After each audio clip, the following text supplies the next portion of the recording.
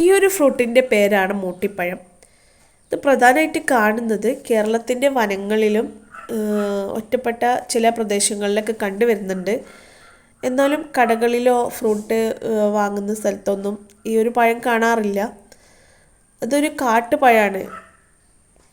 ഇപ്പോൾ കേരളത്തിൻ്റെ വനങ്ങളിലൊക്കെ കാണപ്പെടുന്ന ഒരു മരമാണ് മൂട്ടിപ്പഴം.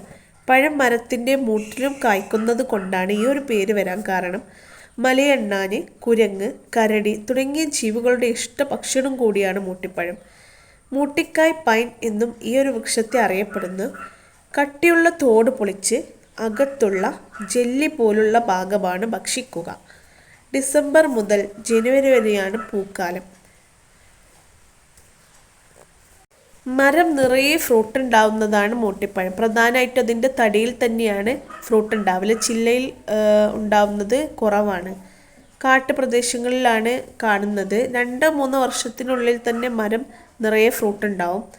ഒരു തൈ നടുമ്പോൾ അതിൻ്റെ അടുത്ത് തന്നെ ഒരു ആൺതൈയും നടണമെന്നാണ് പറയുന്നത്. അതായത് 2 തൈ, ഒരു ആൺതൈയും പെൺതൈയും നട്ടാലേ ഫ്രൂട്ട് ഉണ്ടാവുള്ളൂ എന്ന് പറയപ്പെടുന്നു. പഴത്തിന് നെല്ലിക്കയുടെ വലിപ്പമുണ്ട്. വേനൽക്കാലത്ത് ഫലം മൂപ്പെത്തുന്നത്. പുളിരസം കൂടിയ ഒരു മധുരമാണ് ഈ ഒരു പഴത്തിന് വരുന്നൊരു ടേസ്റ്റ്. പൂക്കൾ കടും ചുവപ്പ് നിറത്തിലാണ് കാണപ്പെടുന്നത്.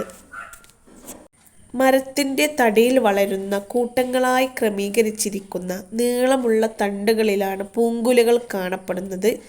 അതായത് കോളിഫ്ലോറസ്.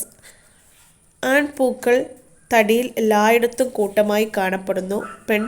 പൂങ്കുലകൾ കൂടുതലും തടിയുടെ അടിഭാഗത്ത് കൂട്ടമായി കാണപ്പെടുന്നു. പഴങ്ങൾ ഗോളാകൃതിയിലുള്ളതും കടും ചുവപ്പ് നിറമുള്ളതും വരമ്പുകളുള്ളതുമാണ്.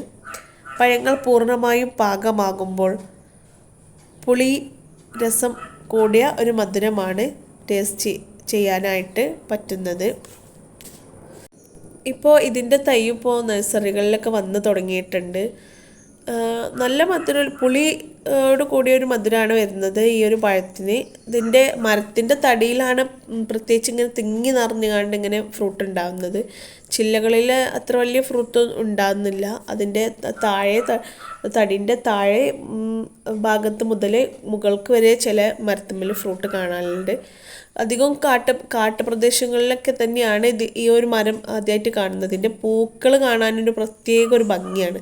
അപ്പോൾ ആദിവാസികളൊക്കെ ഉപയോഗിച്ചിരുന്ന ഒരു പഴമാണ്. ഇപ്പോൾ നാട്ടിലും ചിലരൊക്കെ ഇതിൻ്റെ ഒരു തൈകളൊക്കെ നട്ട് തുടങ്ങിയിട്ടുണ്ട്. ഇതിൻ്റെ ഒരു ഭംഗി കാരണം നിറയെ കൊലകൊലയായി കണ്ട് ആ തടിയിൽ ഫ്രൂട്ട് ഉണ്ടായി നിൽക്കുന്നതും അതിൻ്റെ പൂവിൻ്റെ ഒരു പ്രത്യേകതയൊക്കെ കൊണ്ട് ഇപ്പോൾ ചിലരൊക്കെ ഈ ഫ്രൂട്ട് വെറൈറ്റികൾ വെക്കാൻ ആഗ്രഹിക്കുന്ന ആളുകളൊക്കെ ചിലരൊക്കെ ഇതിൻ്റെ ഒരു തൈകളൊക്കെ വെച്ച് തുടങ്ങിയിട്ടുണ്ട്.